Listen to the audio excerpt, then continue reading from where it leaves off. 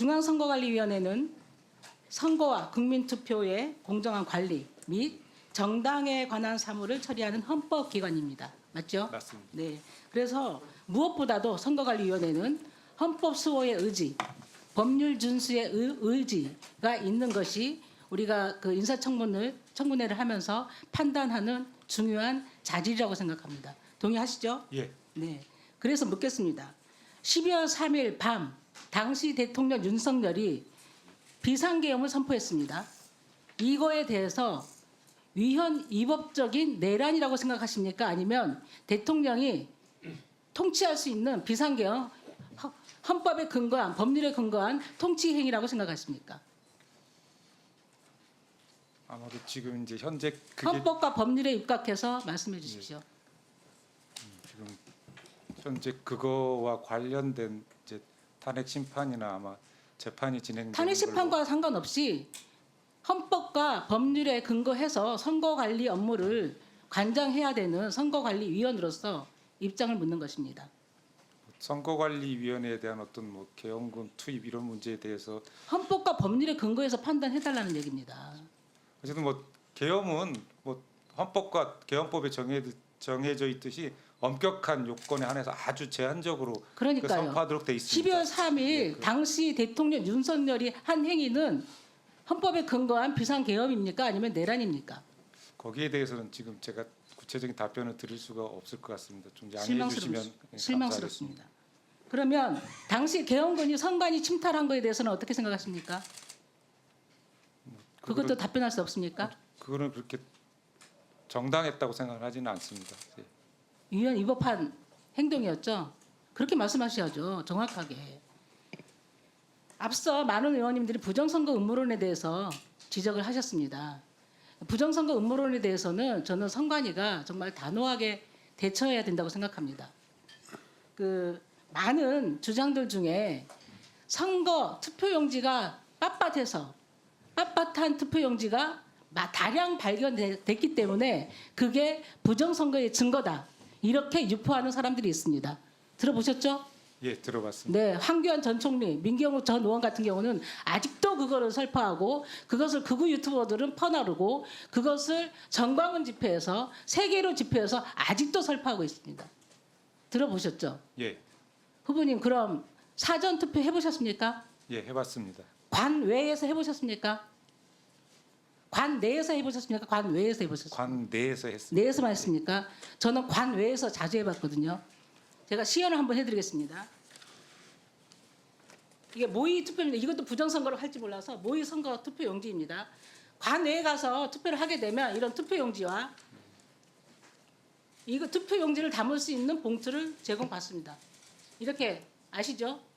그래서 이것을 투표함에 가서 투표소에 가서 기표를 하게 됩니다.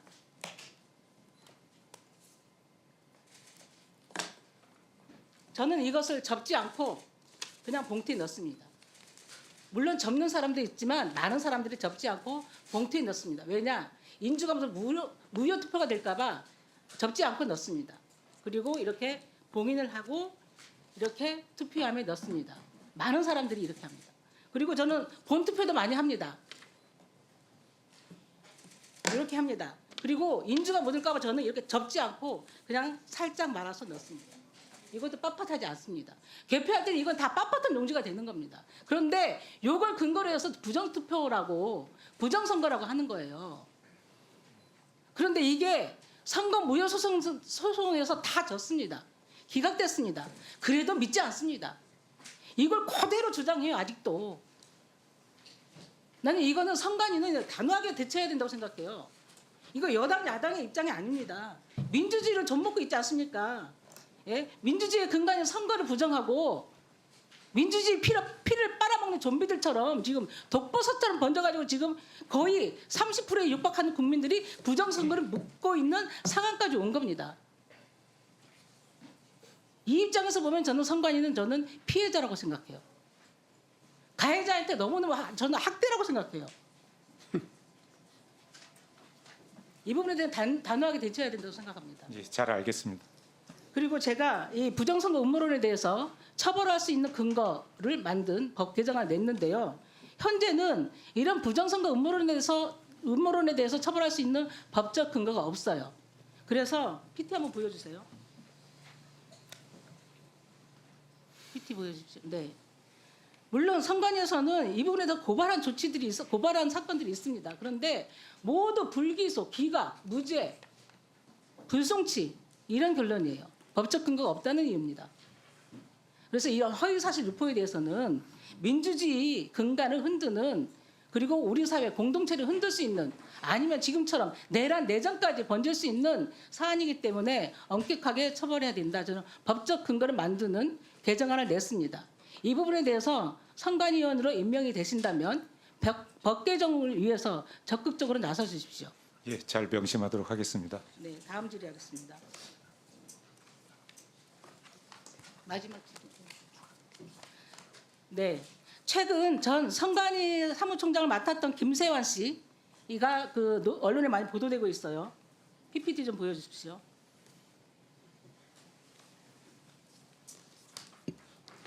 네, 김세환 전 총장은 퇴직 후에 국민의힘에 입당하고 2024년 3월 9일 국민의힘 배준영 후보의 선거사무소 개소식에도 참석했습니다. 이후 8월에는 강화군수 보궐선거에 국민의힘 후보로 출마를 선언하고 1차 경선까지 통과했습니다. 알고 계십니까? 어느 정도 언론 보도 통해서 제가 들어서 알고 있습니다. 네. 그런데 많은 보도는 안 됐습니다만 알고 봤더니 이분은 또 내란 우두머리 윤석열과 서울대학교 법대 7과학번 동기인 사실도 추가로 확인됐습니다. 저는 다른 말을 하고 싶은 게 아닙니다. 직전에 선관위 사무총장을 했던 사람이 몇 개월이 지나서, 아니면 2년 6개월 정도 지난 것 같은데요. 공직 후보자로 출마해서는 저는 안 된다고 생각합니다. 이 부분에 대해서 어떻게 생각하세요? 저도 그렇게 생각합니다. 선거 관리의 투명성을 위해서는 그 조직에 있는 모든 사람, 특히 고위직에 있었던 사람은 한치의 의심받는 행동도 해서는 안 된다고 생각을 합니다. 출마를 제한할 수 있는 법이 없다면 내부 윤리 규범이라도 만드십시오. 저는 직전까지 선거선을 관장했던 사람이 특정 정당 후보로 좀 출마해서 하는 것은 저는 선거 관리의 공정한, 굉장히 공정성에 침해가 된다고 생각합니다. 잘 알겠습니다. 반드시 명심해서